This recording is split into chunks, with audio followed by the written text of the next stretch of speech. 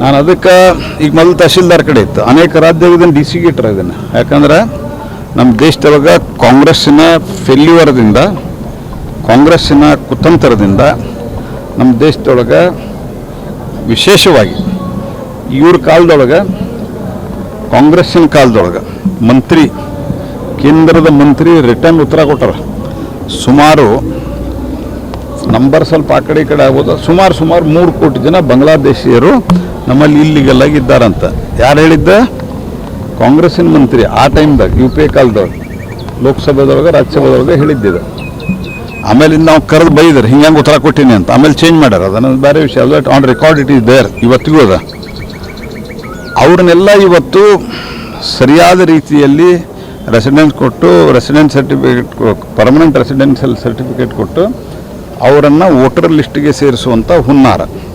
ಬೇರೆ ರಾಜ್ಯದೊಳಗೆಲ್ಲ ಏನು ನಡೆದದ? ಬೇರೆ ರಾಜ್ಯದೊಳಗೆ ನಡೆದಿರುವಂಥದ್ದು ಅಲ್ಲಿ ಡಿ ಸಿ ಕೊಡ್ತಾರೆ, ಇದನ್ನೆಲ್ಲ ವೆರಿಫಿಕೇಷನ್ ಮಾಡಿ. ಇವರು ತಹಶೀಲ್ದಾರ್ ಇದ್ದಿದ್ದು ಈಗ ಡೆಪ್ಟಿ ತಹಶೀಲ್ದಾರ್ ಮಾಡ್ಯಾರ. ನಾನು ಈ ಡೆಪ್ಟಿ ತಹಶೀಲ್ದಾರ್ಗೂ ಹೇಳ್ತೇನೆ, ಈ ಥರದ ವ್ಯಕ್ತಿಗಳಿಗೆ ನೀವು ಸರಿಯಾಗಿ ನೋಡ್ಲಾರ್ದ ಕೊಟ್ಟರೆ ಅಂದ್ರೆ ಅವ್ರು ಯಾರ್ದರೆ ಈ ರೀತಿ ಅಂತಾರಾಷ್ಟ್ರೀಯ, ರಾಷ್ಟ್ರೀಯ ಮಟ್ಟದ ಏನು ಟೆರರಿಸ್ಟ್ ಆ್ಯಕ್ಟಿವಿಟಿಯಲ್ಲಿ ತೊಡಗಂಥ ISISದವರು, ಅವರು ಇವರು ಸಂಪರ್ಕದಲ್ಲಿದ್ದವ್ರು ಭಾಳ ಜನ ಇಲ್ಲಿ ಸ್ಲೀಪರ್ಸಲ್ಲಿ ಹಿಡಿತಾ ಇದ್ದಾರೆ.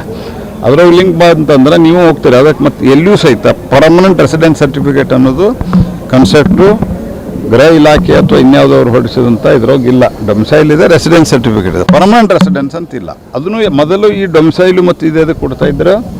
It was only for the education purpose, ಕೇವಲ ಶಿಕ್ಷಣ ಉದ್ದೇಶಕ್ಕಾಗಿ ಕೊಡ್ತಾಯಿದ್ರು.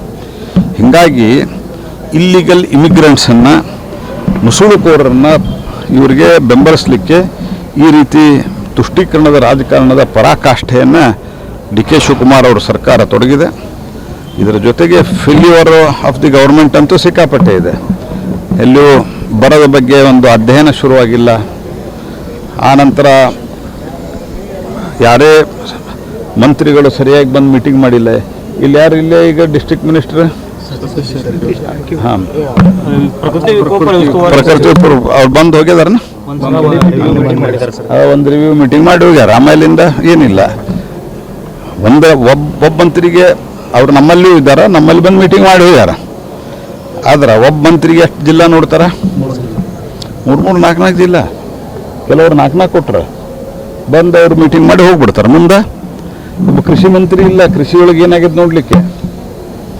ಈ ರೀತಿಯಾದಂಥ ಒಂದು ದುರಾಡಳಿತ ಇವತ್ತು ರಾಜ್ಯದಲ್ಲಿ ನಡೆದಿದೆ.